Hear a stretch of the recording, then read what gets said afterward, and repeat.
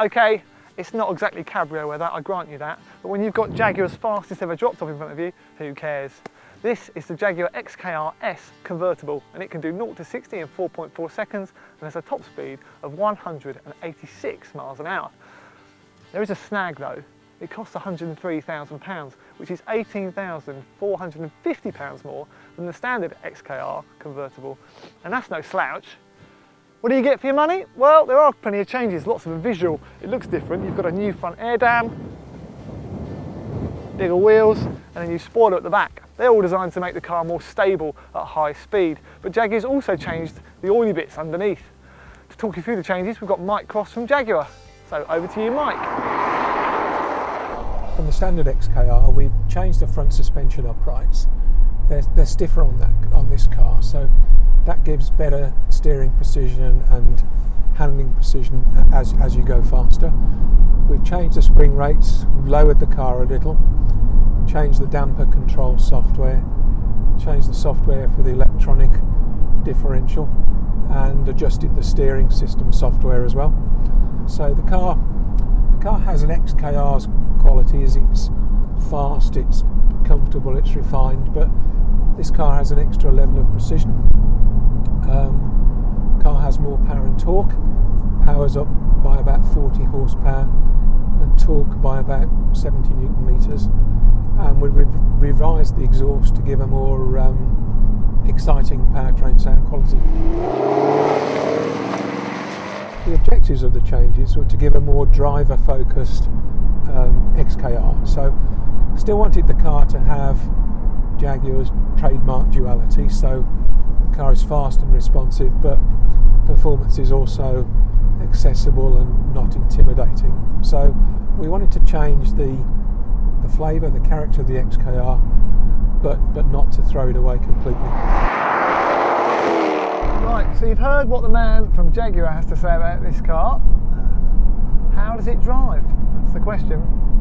Well, the first thing that I've noticed today really is the quality of the hood and the stiffness of the chassis.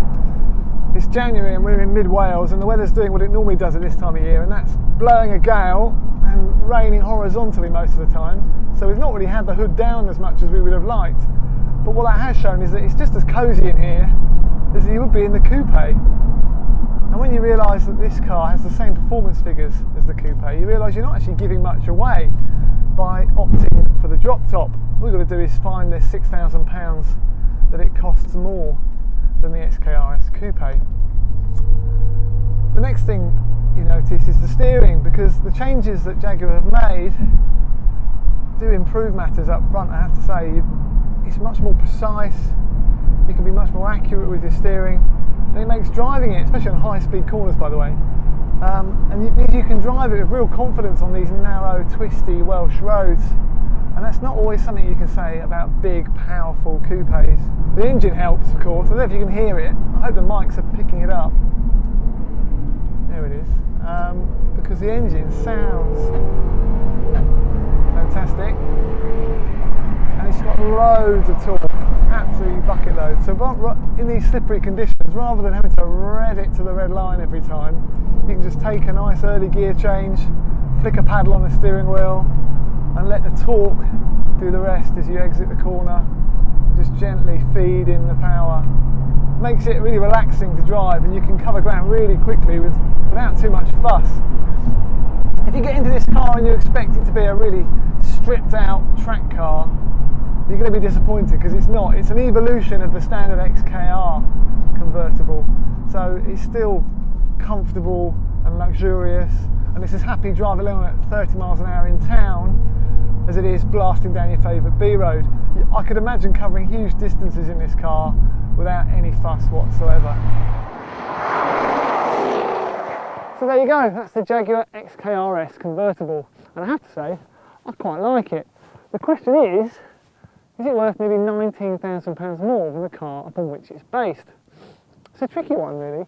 I think it probably looks better, and I think most people would agree it sounds better, and those two things alone will be enough for a lot of people, never mind the sharper driving experience. But it does seem like a lot of money for a car which has got essentially the same character as the standard car. The other way to look at it is that if you want the same level of performance from another manufacturer, you have to spend a lot more. The Aston Martin DBS Volante and say Mercedes SLS Roadster both cost a lot more money.